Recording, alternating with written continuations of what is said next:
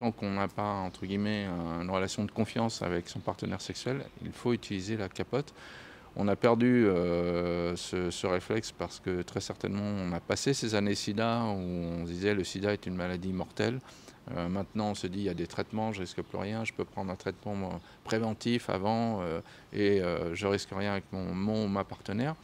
C'est une erreur et on retrouve maintenant une augmentation, en particulier du nombre de cas de syphilis, de gonococcie, mais aussi de VIH.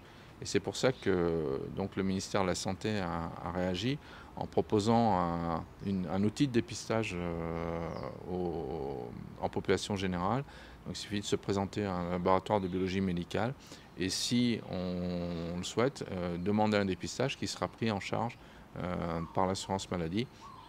Le dépistage, on va rechercher l'infection par le VIH, l'infection par l'hépatite B, l'infection par le gonocoque et le chlamydier et, tout, et la syphilis bien évidemment.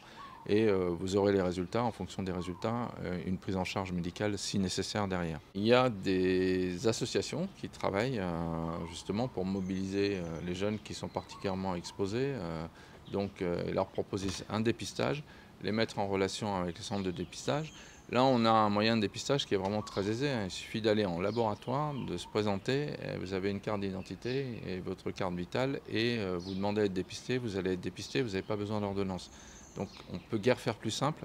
Et maintenant, c'est à nous, on va faire cette campagne d'information, de l'expliquer et pour que les personnes aillent se faire dépister en expliquant que oui, maintenant il y a toujours une circulation des virus et des bactéries à l'origine des infections sexuellement transmissibles. Et si vous avez eu plusieurs partenaires,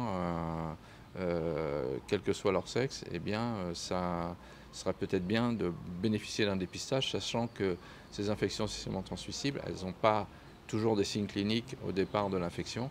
Et plus on attend, plus le traitement sera lourd et compliqué.